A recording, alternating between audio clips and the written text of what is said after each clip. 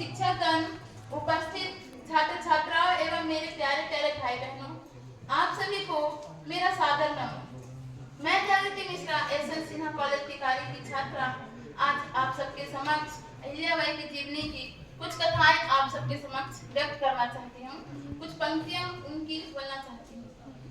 तो जैसा कि किसी ने बड़ी कमाल की बात कही है कि इतिहास वही बनाते हैं जिनके पास इतिहास लिखने का समय नहीं होता है।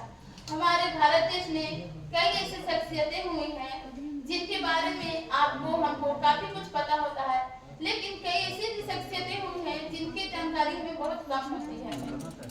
आज मैं भारत की उस महिला की बात करने जा रही हूँ जिसके नाम हम सबने सुने हैं, लेकिन जिनकी कहानियाँ सभी को बहुत कम ही मालूम होती है। मैं बात करने जा रही हूँ देवी अहिल्याबाई होलकर जी की।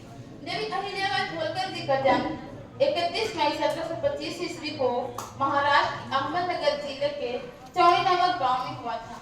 उनके पिताजी मंकोजी राव सिक्किम थे, गांव के एक पाटिल थे।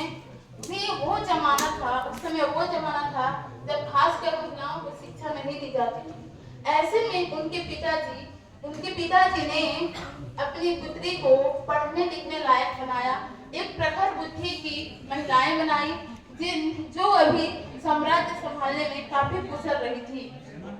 मैं आपको बता दूं कि देवी अहिल्याबाई होलकर अपने साम्राज्य की एक प्रखर महिला थी, जिन्होंने अपने युग में काफी सारी क्रांतिकारी की। इंदौर नगर में भी उन्होंने बहुत ज्यादा बदलाव किया। सड़क निर्माण की, कुआं तालाब बाग बगीचे बावली आदि का निर्माण करवाया। उन्होंने अपने जीवन में बहुत सारे ऐसे कार्य की जो आज के युवाओं के लिए प्रेरणा का स्रोत है। मैं आपको बता दूं कि मैं छोटी छोटी कविताएं लिखती हूँ, तो मैंने इसी सभागार में उपस्थित होकर 2 मिनट में एक अहिल्याबाई देवी पर कविता लिखने की कोशिश की है। वो मैं आप सभी के सामने व्यक्त करना चाहती हूँ, जो कि मेरी स्वयं रचित रचना है।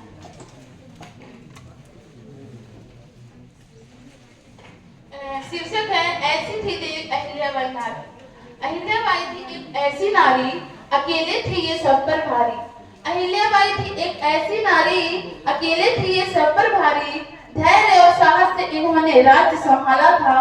पति पुत्र और ससुर की मौत के बाद भी इन्होंने हिम्मत नहीं हारा था कि इन्होंने विष्णुपद का जीर्णोद्धार इंदौर में ऐसी क्रांतिकारी फैलाई थी। समाज को सुधार लोगों के दिल में अपनी छवि बनाई थी। समाज को सुधार लोगों के दिल में अपनी छवि बनाई थी। राजमाता से लोक माता बनी ऐसी योद्धा अहिल्याबाई नारी थी। उनके हौसला और हिम्मत देख दुश्मन सेना की भी थर थर कांपी थी। ऐसी हमारी देवी अहिल्याबाई नारी थी।